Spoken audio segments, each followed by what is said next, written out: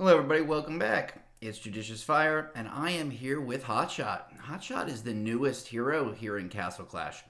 He is not available through rolling, only available through Lonely Sea, as well as the Floating Isle event. I'm going to take a look at him in this video, his statistics, his skill description, what he can do, what he might be good at doing in this game, certain game modes and roles that he can play. This is not the build video because I think that that's going to take some time and experimentation. So this is sort of the introduction to Hotshot. Take a look at what he does, and then we're going to move on probably in subsequent videos and look at him a little bit more specifically in certain game modes. Let's take a look at him in a general sense. I got him today in the Floating Isle. I have been farming, power grinding, Lonely Sea. We went on the guildies, Dark Seb and Enigma and Dark Knight and I. We went on a 36 uninterrupted consecutive win streak in Lonely Sea too. It was amazing, and we've been doing that the last 3 or 4 days. I probably had somewhere around 80 Hotshot Soulstones, and today in the Floating Isle, it's just boom, boom, boom, 10, 10, 10, 10, 10. Hotshot. So, not a difficult hero to get if you're doing Lonely Sea. If you already start with that base of 50 to 100 Soulstones, you can get him from Floating Isle. But if you're not doing the Lonely Sea, then, maybe it's going to be a lot harder. It'd be more like a Zeph, where you're getting just small amounts here and there. They'll keep him going, I'm sure, in Floating Isle for at least a month or two. What I'm looking at right now is a maxed out Hotshot.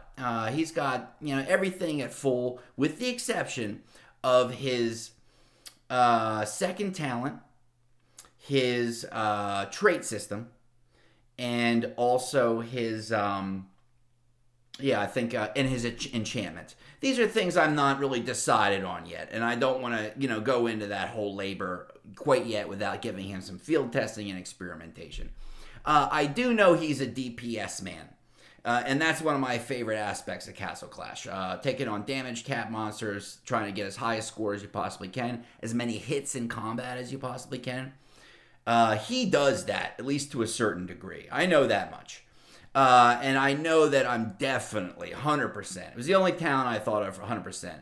Definitely going to be running Asunder on him. So I took that one to 10. His backup skin is... His skin provides him a backup talent.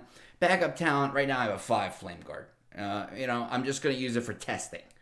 And we'll see how it goes. I'll put it back to the Sunder. I really wouldn't use this in anything other than damage cap modes against big beasts and demons.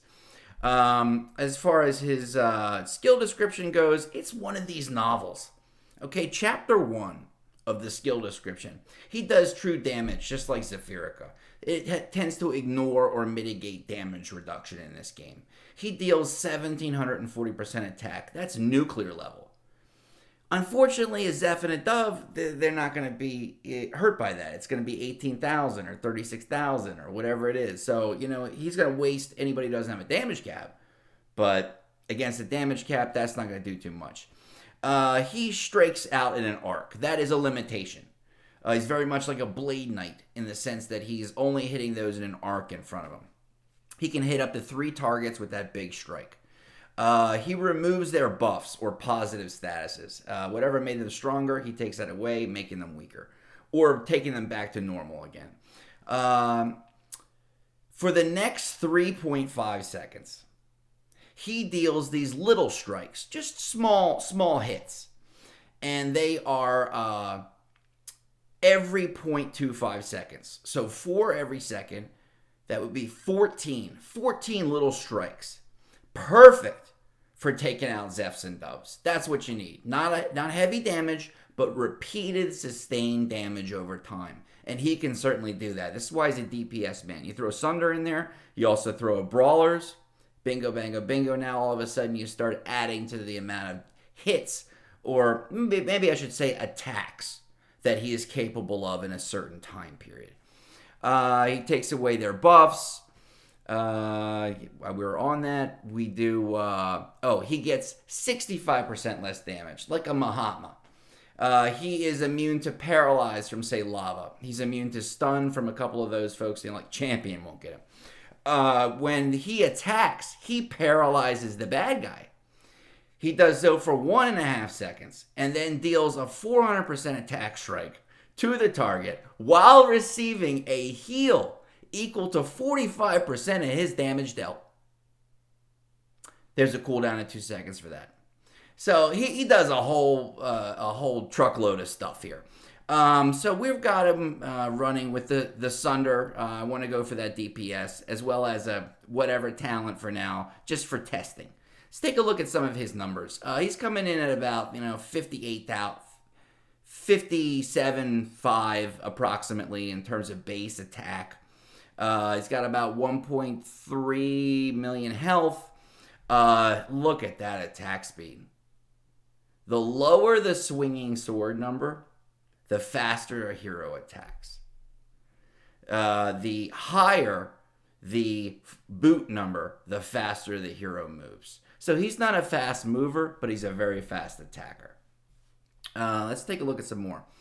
Nice accuracy, 6,000 accuracy, decent dodge. Again, I haven't really pinpointed exactly what I want with the traits yet. I want to test a couple of things before I decide on that. For equipment, I went with an Unbridled Fury, and I'm not recommending it. I'm testing it out. I want to see how I can do in attacks per second if I can use Unbridled Fury and maybe even a Zerk. All these things I'm going to test out in subsequent videos and let you know the results. But this is going to give him a huge attack speed boost, as well as a minor chance to stun the target. That's not really what I use it for. I use it for the attack speed boost. As far as traits are concerned, I'm running all attack, and with the superior traits, I just leave it as it is. Okay, I can figure that out later. I'm pretty sure I want to go all attack on this guy, so I felt very comfortable doing row 1 with attack, but the superior traits, I'll leave it be for now. So he is getting that 3-4 bonus. That's pretty nice, taking him up to a level 6 Unbridled Fury. Let's see what else. We've got... let's switch to his skin. Yeah, use. It's a level 6. Now you can see it's mostly geared towards a boost in attack, as well as a substantial health gain. That's pretty nice. So here he is, more in like his, I don't know, like lone Western outlaw, future Western outlaw look. So that's what he's doing right there. As far as this hero goes, I think that this hero does have a potential to be impactful in the game. I don't think that this is going to be a hero that we would call a game changer. We've got 2 different tiers. I'm going to make this first video short, okay? It's just an intro to this guy. Let's make a point, and then I'm going to wrap it up. I'll do gameplay and looking at different talents in the next video. There are 2 tiers of hero in this game.